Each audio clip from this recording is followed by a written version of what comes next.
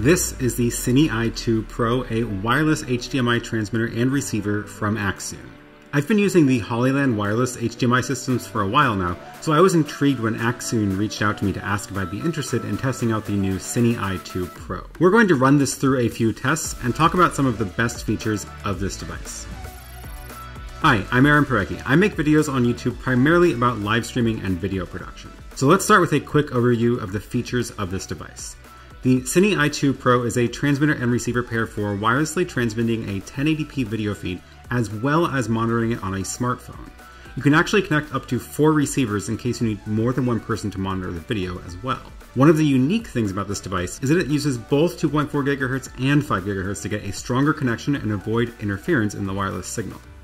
It sends a compressed H.265 video feed, which lets it send a better quality picture without needing a lot more bandwidth. The transmitter and receivers can be powered with NP batteries or from DC power. It's always interesting to see which combinations of inputs and outputs these things have. In this case, the transmitter has an HDMI input and a pass-through output, and the receiver has one HDMI output. They claim that the device has a 1,200-foot line of sight range, which is a very long distance, and only 0.06 seconds of latency. So at 30 frames per second, that is only 2 frames, and at 60 frames per second, it's about 3.5 frames. But we're going to put this to the test. So for these tests, I'm going to use my stress test video clips, which I've designed to push the limits of video encoders to see how well they can handle extremely challenging graphics.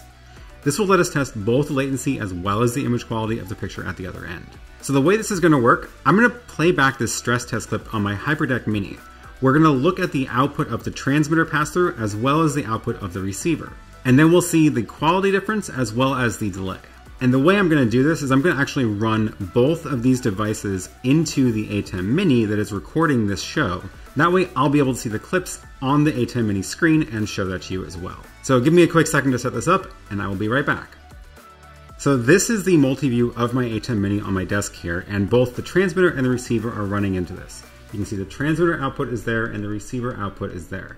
Now I will say one caveat here, I'm filming this video at 30 frames per second, but these are running at 60 frames per second, which means you're not actually seeing all 60 frames when you're watching this on YouTube. So in this first test, I'm going to run the transmitter at high quality mode. It also has a speed mode, and we'll compare that in a minute. So this clip is playing from the Hyperdeck at 1080p, 60 frames per second. So on the left here, this is showing what the transmitter pass-through is sending. On the right is showing what the receiver is getting. So if you look at a still frame of this video, you should see the frame counter at the bottom, and we can use that to compare the offset and see how much delay is added in the transmission. What I'm going to do is go ahead and take a photo of this so I can see it myself right now. So as I'm looking at this photo, I can see that on the left it's +8, and on the right it's between +6 and +7. So that's about 1.5 frames, and that's at the high quality mode. Now, the other thing we can look for here is looking at which of these little squares start to lose detail on the receiver. So do keep in mind that you're seeing a video of this monitor on YouTube, so there's a few layers of compression compared to what I'm seeing with my eyes, so you will have to take my word for it somewhat. So I'm going to full screen the pass-through of the transmitter and compare that to the receiver. Now again, you're probably not seeing any difference here, but that's actually good because it means that the image is pretty much the same. What I will say is that on the receiver, these lines up here are a little bit blurry. They're not super crisp anymore. These are doing a good job of still representing the full color range. I am seeing some compression in the colors there, so I'm seeing some banding in those gradients compared to the original, and I'm also seeing some banding over in these. This one is almost impossible for encoders to represent because it's actually a single pixel grid. Let's see if I can zoom in. And if you look really closely and compare the pass-through to the compressed version, you do see some artifacts there, but that is to be expected because almost nothing can represent a true 1-pixel grid accurately. But overall, when I flip back and forth between the transmitter pass-through and the receiver, it looks nearly identical, but more importantly, other than a little bit of banding in the gradients, the color quality is very nearly identical. So let's try this again now in speed mode, which should theoretically reduce the latency at the cost of the quality. So again, you can freeze frame this video to look at the frame counter, and I'm going to take a photo of it for myself to see what we're looking at. The transmitter pass-through is at -8, and the receiver is at -10. So actually it looks like the delay is about the same. Let's go back and compare the picture quality now, looking at the transmitter pass-through compared to the receiver. and I am definitely seeing some reduced quality in the received picture. The banding is worse, and some of the sharp edges are fuzzier now. So that definitely did have an effect on the picture quality, and we didn't really get any additional latency. I have a feeling that because we're doing this test in such a short range, the transmitter and the receiver are right next to each other, that this doesn't actually affect it in this scenario. But if I were to have more interference because I was farther away, then this would be prioritizing motion and speed over the quality. By the way, if you want to use these video clips to test your own devices, I'm actually selling them on my website.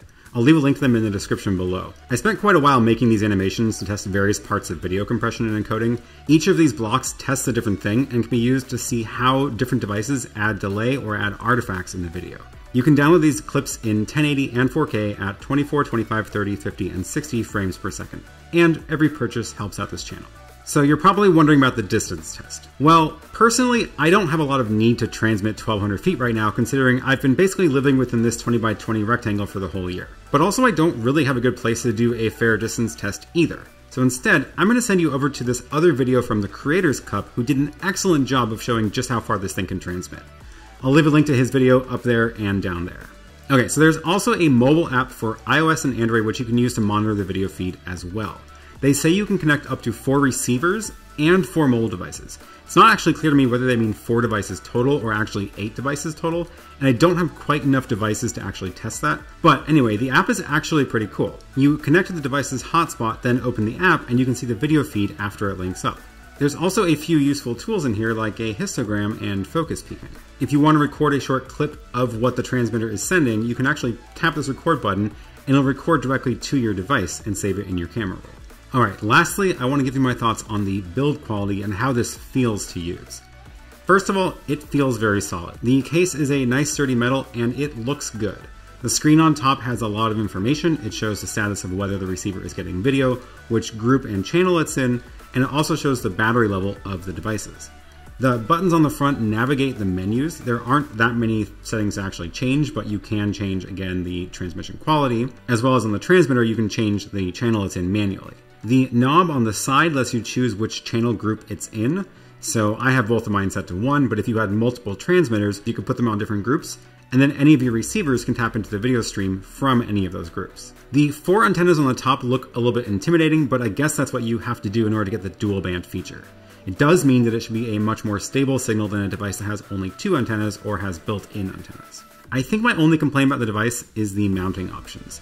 There is a 1/4-inch screw hole on the bottom, and it does come with a cold shoe adapter for that, but I would have liked to see a mounting option that lets you mount it horizontally, since that sometimes works better on certain camera rigs. So you do have to mount it vertically straight up. But other than that, this thing is super solid, and it's definitely worth looking into more if you're going to start adding wireless HDMI into your workflow. Well, that's about it for this video. Thanks again to Axoon for sending this out to me to review, and thank you so much for watching, and I will see you in the next one.